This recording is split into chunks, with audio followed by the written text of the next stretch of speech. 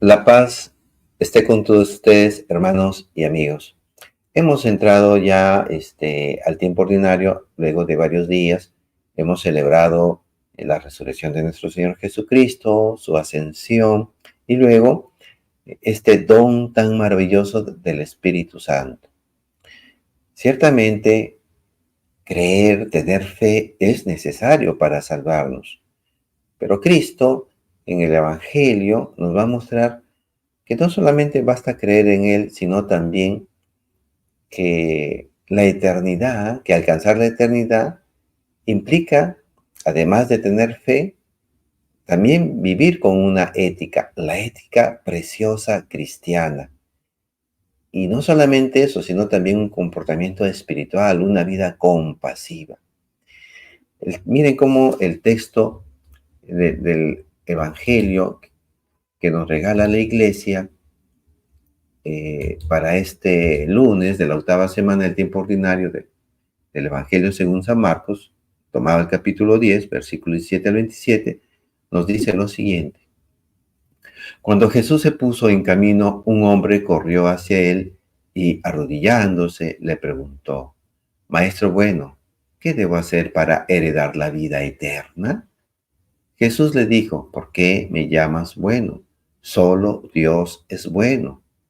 Tú conoces los mandamientos: no matarás, no cometerás adulterio, no robarás, no darás falso testimonio, no perjudicarás a nadie, honra a tu padre y a tu madre. El hombre le respondió: Maestro, todo eso lo he cumplido desde mi juventud. Jesús lo miró con amor y le dijo: Solo te falta una cosa. Ve, vende lo que tienes y dalo a los pobres. Así tendrás un tesoro en el cielo. Después ven y sígueme. Él, al oír estas palabras, se entristeció y se fue apenado porque poseía muchos bienes. Entonces Jesús, mirando alrededor, dijo a sus discípulos: Qué difícil será para los ricos entrar en el reino de Dios. Los discípulos se sorprendieron por estas palabras, pero Jesús continuó diciendo: Hijos míos, qué difícil es entrar en el reino de Dios. Es más fácil que un camello pase por el ojo de una aguja que un rico entre en el reino de Dios. Los discípulos se asombraron aún más y se preguntaban unos a otros: Entonces, ¿quién podrá salvarse? Jesús, fijando en ellos su mirada, les dijo: Para los hombres es imposible, pero no para Dios, porque para Él todo es posible. Palabra de Dios, palabra del Señor. Gloria a ti, Señor Jesús. Asombrados los apóstoles. Es un texto un poco sorprendente, porque hay exigencias de Jesús que está planteándonos. Si bien es cierto, sí, Él nos va a decir, incluso miren cómo nos va a decir en la carta, en el Evangelio según San Marcos, capítulo 16, versículo 16. El que crea y se bautice se salvará. El que se niegue a creer será condenado. Bien, uno pensaría que bastaría nada más con creer, como los hermanos protestantes, ¿no? Ellos creen, conforme pues a lo que enseñó Martín Lutero, que bastaba solo la fe para ser justificado. Y esta justificación era recibir la vida de Dios en uno. Se nos lavaban los pecados, se nos perdonaban, ¿no? Y de esta manera alcanzábamos la salvación. Bien, ahora Cristo Jesús también nos dice: y bautizarse. No como enseña cierto sector del protestantismo, que el bautismo es solamente una expresión externa de que ya uno creyó en Cristo Jesús y que tiene que ser una manifestación pública de lo que interiormente uno siente, lo que uno cree intelectualmente y emocionalmente. Entonces, no es que el cristianismo católico tampoco lo ve así. Es fundamental creer, es fundamental recibir el sacramento del bautismo, pero como nos va a enseñar también la primera carta de Pedro, ahí en el capítulo 3, en el versículo 21, que no solamente basta eso. Eh, un par de versículos antes, Pedro nos va a mostrar que la vida pecaminosa en los tiempos de Noé y el diluvio, ¿no? Que arrasó con la impureza humana que había en ese entonces, y se salvó él y su familia, 8 personas. Y a continuación, el versículo 21 nos va a decir, ustedes reconocen en esto la figura del bautismo, que ahora, que ahora eh, lo salva, que ahora lo salva. Miren cómo es que aquí Pedro está reconociendo que el bautismo salva. Es lo que decía Marcos capítulo 16, versículo 16. Creer y bautizarse. Entonces salva el bautismo. Ahora, el bautismo, el mismo Pedro nos va a decir a continuación, pues no se trata de una limpieza corporal, o sea, no es echarse agua, ¿no?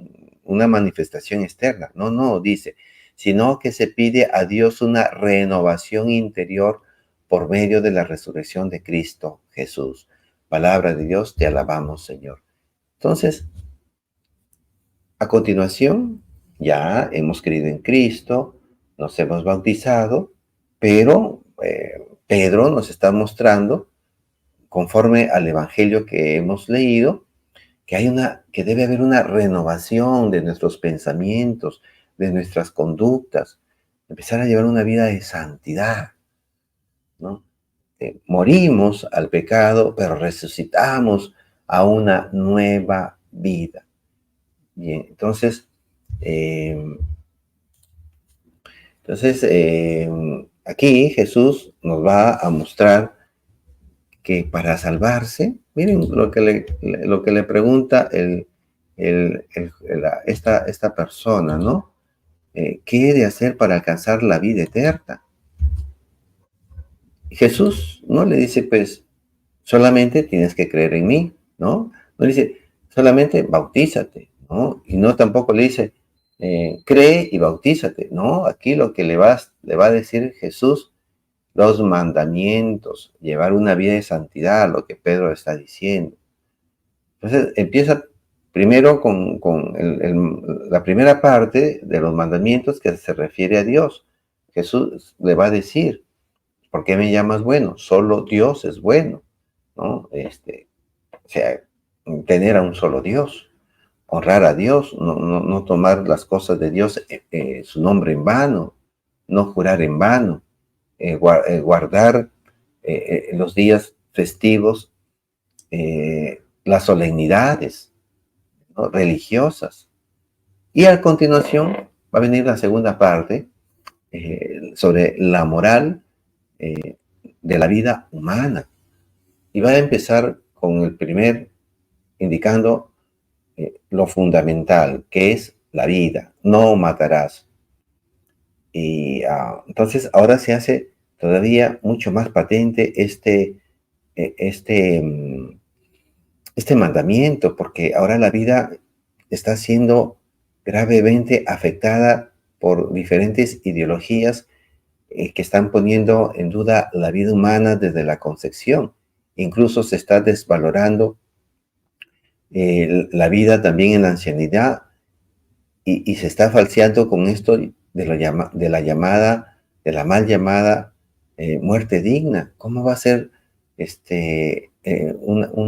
una muerte cortada, digamos, porque en cierto momento no sabemos cómo sobrellevar el dolor cuando la medicina nos da bastantes formas, bastante medicina paliativa, bastantes métodos, y no hay una mejor forma, digamos, de llevar los últimos días de nuestra vida de una manera honrosa, luchando por la vida, aferrándose a ella, pero también buscando esa nueva vida eterna y entrar a esta vida eterna habiendo hecho este último combate de la vida.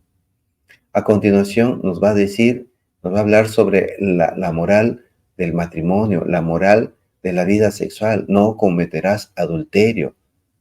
¿no? El cuidado del matrimonio, el cuidado de la castidad, ¿no? Y ahí incluye eso, la fornicación, el pecado de fornicación, y estos otros pecados que afectan gravemente la moral sexual, como es la prostitución, el proxenetismo, la pornografía y esto de la masturbación, ¿no? Y tantas otras formas. Incluso ya se quiere introducir estos pecados como la zoofilia y la pedofilia. Es grave lo que está sucediendo. Eh, Luego Jesús nos sigue dando otros mandamientos como el de no robar, el de no dar falso testimonio, el no perjudicar a nadie, y otro muy importantísimo, que es el de la moral familiar, honrar a tu padre y a tu madre, ¿no? O sea, cuidar de los ancianos también. Esto es precioso, esto es hermoso. Entonces, el cristianismo tiene una moral. Por supuesto que no es fácil para muchos que no tenemos esta luz de la riqueza de que se nos ha enseñado desde niños a muchos. No todos han recibido de la misma manera esta moral cristiana, eh, por diferentes motivos, pobreza, familias en las que ha habido desunión entre los esposos, no ha habido un reflejo de un amor. Entonces uno como niño pues puede crecer con una deficiencia y un desconocimiento de los verdaderos valores cristianos. Bien, entonces el joven le va a responder a Jesús: Maestro, todo eso lo he cumplido desde mi juventud. Miren cómo es que Jesús mira con amor a una persona que, que ha llevado una vida conforme a la voluntad de Dios. Esta persona, como lo vemos aquí, ha intentado vivir el camino señalado por Dios para que la persona pueda tener una plenitud de vida. Ahora Jesús también le va a llamar a dar un paso más. Solo te falta una cosa. Ve, vende lo que tienes y dalo a los pobres. Así tendrás un tesoro en el cielo. Y el mejor tesoro está en el cielo. Acá el tiempo es pasajero. Acá los bienes materiales se pueden perder. En el cielo no. Jesús le va a decir: después ven y sígueme. O sea, liberados de estas cargas mundanas, mm, de, de todas estas atracciones que nos causa el mundo, no nos van a dejar seguir a Jesús. No nos van a dejar seguir a Jesús. Entonces, pero vamos a ver que la respuesta del joven no va a ser una respuesta elevada. Nos dice el texto: él al oír estas palabras se entristeció y se fue apenado porque poseía muchos bienes. Miren, miren cómo es que los bienes materiales, cuando uno se apega a ellos, ¿no?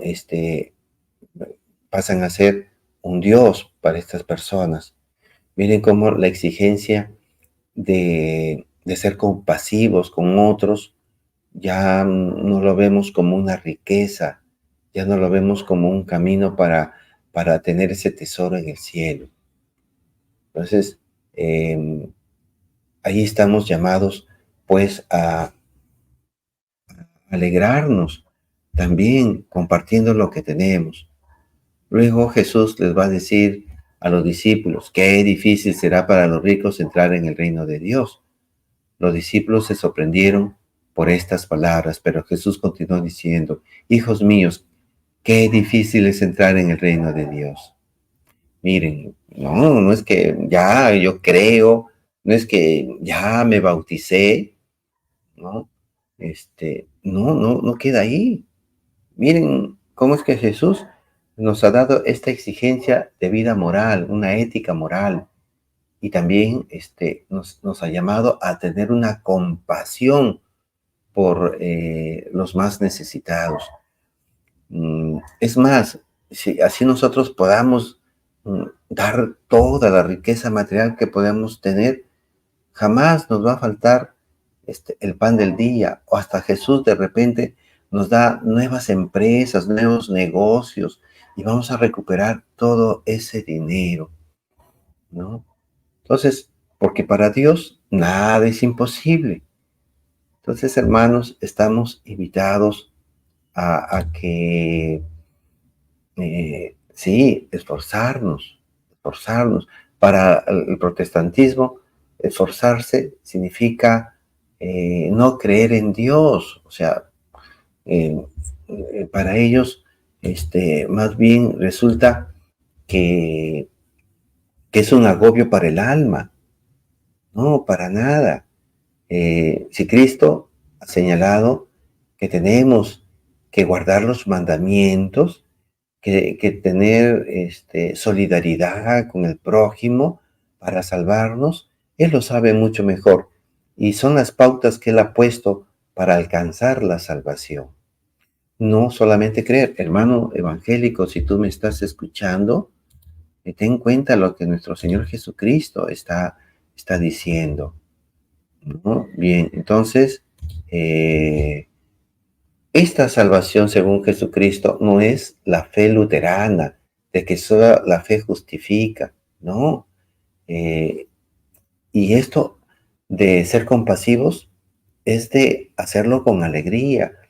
Mm, es bueno siempre llevar por ahí unas monedas o unos billetes, aunque sean de baja denominación, para obsequiar a las personas que tienen necesidad, que el prójimo vea que Dios a través de nosotros no se ha olvidado de ellos. Bien, entonces, hermanos, no es que el hombre también se va a salvar por sus propias fuerzas. No, nadie puede salvarse por sus propias fuerzas. Eso fue el pelagianismo que San Agustín, allá entre el siglo IV y el siglo V, combatió. La Iglesia Católica enseña lo que Cristo enseñó, que para salvarse hay que creer en Él, en todo lo que Él enseñó. Y una de las cosas que Él enseñó, pues, fue el bautismo, por el cual nosotros recuperamos la gracia santificante, la vida de Dios en nosotros. Pero también, pues, tener una ética de convivencia social, velar por los necesitados. Ellos no son un lastre para nosotros, no son un estorbo. Incluso a veces hay personas que yo he escuchado decir que los pobres tienen cantidades de hijos y que pues uno los sostiene con los impuestos que pagamos. No, hermanos, si fuera así, entonces, si para tener hijos hay que tener mucha plata, hay una contradicción, una incoherencia con eso, porque hay muchas personas que tienen mucho dinero, o tienen un hijo, o no tienen hijos, ¿no? Entonces, por ahí no va el asunto, ¿no? Por ahí no va el asunto. Pero también tenemos una ética moral con nosotros mismos, respetando nuestro cuerpo, tener una conducta sexual también sana, positiva, guardar la fidelidad en el matrimonio, cuidar de los padres, estar alegres con nuestros papás ancianos, darles de comer, tener paciencia cuando están enfermos, ya cuando su movilidad se va haciendo más lenta, su oído, su visión, ¿no? Tenemos que tener esta compasión con nuestros padres que nos cuidaron a nosotros cuando éramos niños. Entonces, no es que este esforzarse al cual nos llama Jesús causa angustia, causa agobio. No, no, no. Es más bien un signo de felicidad, guardar y cumplir la voluntad de Dios. Entonces, con esta reflexión los dejo, hermanos, para que podamos entregar a Dios nuestra vida con alegría, con fe, con entusiasmo, y seguir este tiempo ordinario llevando una vida extraordinaria, en nuestra ética de amor, en nuestra ética sexual, y también compartiendo con los pobres lo que tenemos. Que el Señor los bendiga. Hasta otra oportunidad.